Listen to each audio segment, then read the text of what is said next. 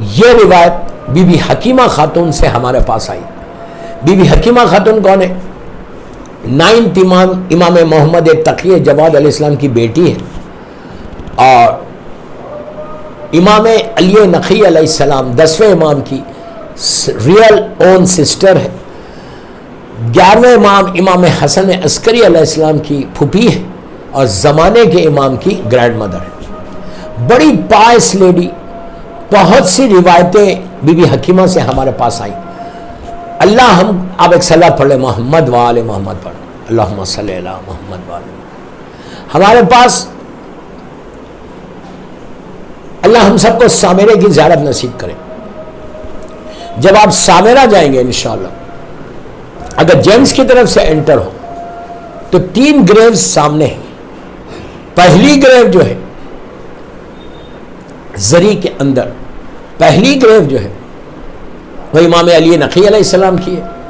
Second گریو امام حسن عسکری علیہ السلام کی اور ان کے بالکل بازو بی بی نرجس خاتون ہمارے امام کی والدہ کی. یہ 3 گریوز ہیں اور اس کے اوپر جو ہے وہ بی بی حکیمہ خاتون کی. اگر لیڈیز سیکشن میں سے آئے تو پہلے بی بی حکیمہ خاتون کی گریو نظر آتی ہے، پھر یہ 3 گریوز نظر آتی. جینٹس میں سے پہلے یہ 3 گریوز آتی. کبھی آپ میرے ساتھ چلیں زیارت پہ تو انشاءاللہ میں آپ کو ایک ایک چیز بتاؤں. یہ جو مولا کا سامرے میں روضہ ہے، یہ 10ویں امام کا گھر تھا.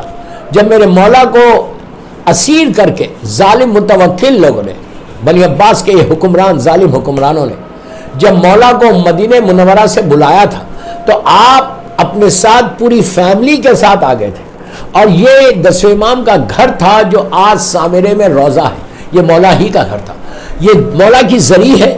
زری کے بالکل بازو وہ سرداب مقدس ہے جس کو انگلش میں بیسمنٹ بولتے. میں آپ کو صرف ہسٹری بتا رہا کہ آپ کو معلوم ہونا چاہیے کہ جب آپ زیارت پہ جائیں تو کیا کیا چیزوں کی زیارت کرنا ہے.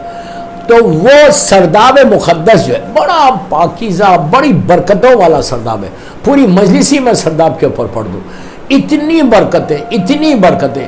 وہ جو ہے 10ویں امام کے گھر کا بیسمنٹ تھا.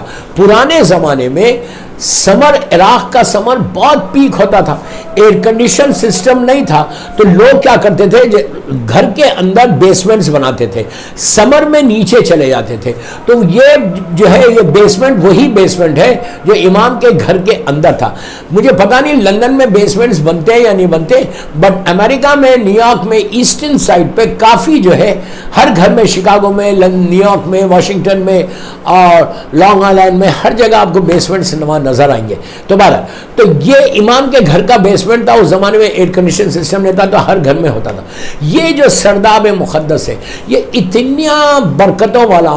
جب بھی آپ زیارت پہ جانا، کسی کے ساتھ آپ زیارت پہ جاؤ، ہم جاتے ہیں اب تو وہ بیسمنٹ بہت بڑا ہو گیا لیکن اس زمانے میں بہت چھوٹا تھا. میں نے وہ چھوٹا بیسمنٹ بھی دیکھا ہے. وہاں پہ ایک چھوٹا سا روم بنا ہوا ہے جو امام زمانہ سے منسوب ہے.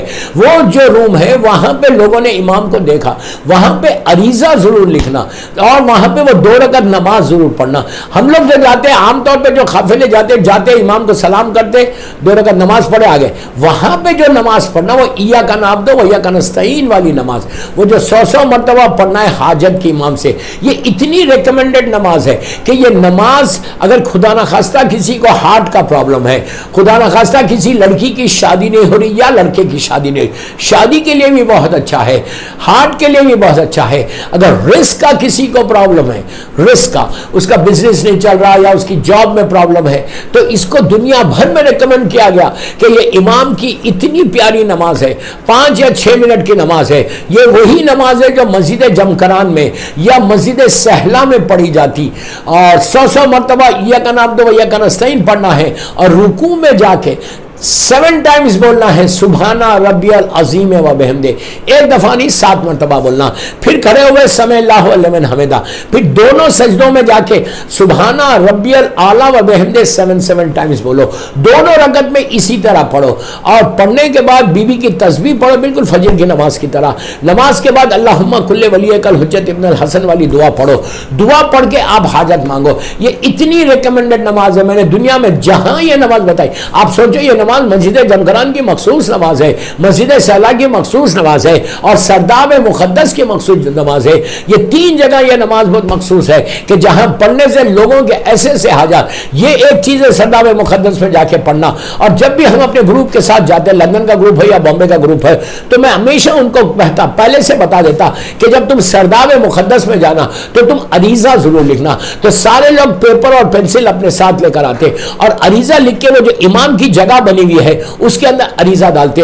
دوستو عریضہ آج کل رات میں آپ نے لکھا ہوگا، کل کا جو عریضہ تھا وہ حسین ابن رو تیسرے نائب کے ذریعے آپ نے عریضہ لکھ کر ڈالا ہوگا۔ مولا آپ کی ساری حاجات کو پورا کرے، مولا آپ کے عریضوں کو قبول کرے۔ لیکن جب عریضہ یہ نہیں ہے کہ صرف 14 شعبان کی رات میں ڈالنا، آپ روز عریضہ لکھ سکتے ہیں۔ میں نے خود لکھا ہے، دبئی میں تھا، میں 14 دن تک مسلسل نماز جعفر طیار ابن ابو طالب علیہ السلام اور عریضہ لکھ کے زیارت عاشورہ پڑھ کے ڈالا تھا کہ ہر امپاسبل پاسبل ہوتا یہ عریضہ لکھنے سے۔ وہ میں نے بستان زہرا کے مجالس میں ایک عریضہ دیا تھا جو گوہر یگانہ کتاب کا ہے، وہ عریضہ بھی آپ لکھ سکتے۔ اور اگر وہ عریضہ آپ کے ساتھ نہ ہو تو اگر آپ کے پاس نہیں ہے تو just let me know, I will send it to you. اگر وہ نہیں ہے تو آپ ایک نارمل وائٹ پیپر میں بھی عریضہ لکھے، آپ جب بھی سامرہ جانا سرداب مقدس میں مولا کی جو جگہ بنی ہے اس کے اندر آپ عریضہ ڈال دو، بڑی دعائیں قبول ہوتی۔